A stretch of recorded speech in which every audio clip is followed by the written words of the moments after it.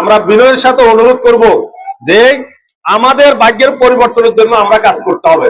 সেজন্য আমরা নেতা বাছাই করতে, আমরা ভালো নেতা বাছাই করতে হবে। কি নেতা বাছাই করতে হবে?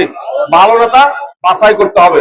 সম্মানিত উপস্থিতি, আমাদের সামনে অনেকগুলো এখন প্রস্তাব দিচ্ছে যে এইটা করুন, সেটা করুন, এই করুন, সেই করুন। আচ্ছা, আপনারা বলেন যে বিএনপি কে ক্ষমতা ছিল না?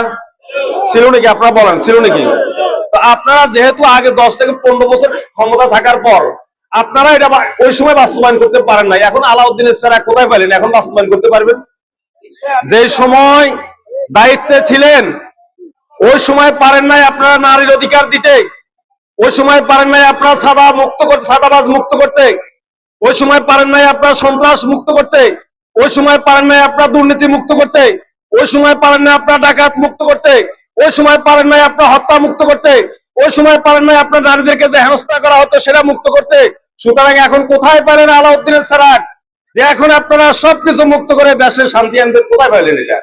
সুতরাং মানুষকে যেই ধরনের কথা বলছেন এটা মুখ ভরা বলি আর বুক ভরা আশা দিয়ে মানুষ থেকে ভোট নেবেন, মানুষ এই ধরনের প্রতারণার জালে আর পড়বে না।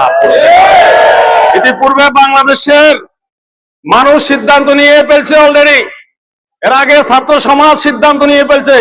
আমরা দেখছি না বাংলাদেশের 6টা বিশ্ববিদ্যালয় নির্বাচন হয়েছে, 6টা বিশ্ববিদ্যালয়ে ইসলামী ছাত্র শিবির, বাংলাদেশ জামাত ইসলামীর সংগঠন ইসলামী ছাত্র শিবির বিজয় হয়েছে না? বিজয় হয়েছে না? তাহলে বাংলাদেশের মানুষ সিদ্ধান্ত নিতে কি এখন ভুল করবো? সুতরাং যতই কথা বলেন যে এই কার্ড সেই কার্ড, আপনাদের এই কার্ডের পরীক্ষায় আপনারা আগে ফেল করেছেন, ফেল করে নাই? যদি না করতেন তাহলে আপনারা পুনরায় আগের কথাগুলো এখনো নিয়ে আসতেন না। সুতরাং আপনারা যেহেতু হেল করেছেন, আপনাদের পরীক্ষায় অতীতে পাশ করেন নাই, এখন ভবিষ্যতে পাশ করার কোনো সম্ভাবনা আছে? নাই। এই জন্য এই সকল কথার জালে আমরা পড়বো না, আমরা সিদ্ধান্ত গ্রহণ করব। আমরা সব দল দেখেছি, এবার আল্লাহর আইন এবং সৎ লোকের শাসন কি করতে হবে? কায়েম করতে হবে ইনশাআল্লাহ। সম্মানিত মা ও বোনগণ, সম্মানিত উপস্থিতি, আজকে আমাদেরকে বিভিন্ন ভাবে কথা বলা হচ্ছে যে কার্ড দেব, সন্ত্রাস মুক্ত করব, সমাজ সুন্দরভাবে পরিচালনা করব। আমরা বিগত 15-16 মাস তো দেখেছি।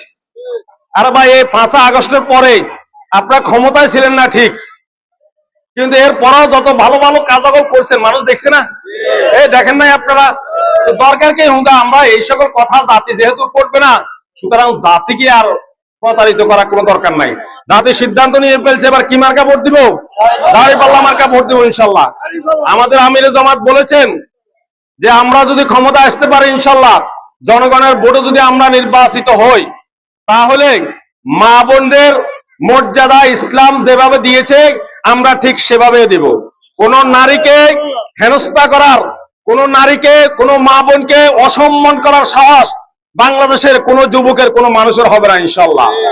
আমিরে জামাত বলেছেন বাংলাদেশ থেকে দুর্নীতিকে আমরা মূলোৎপাটন করব। আজকে আমরা দেখতে পাচ্ছি দুর্নীতি থাকার কারণে আজকে আমাদের দেশে যে উন্নয়ন হওয়া দরকার, যে উন্নতি হওয়া দরকার, সেটা আজকে হচ্ছে না।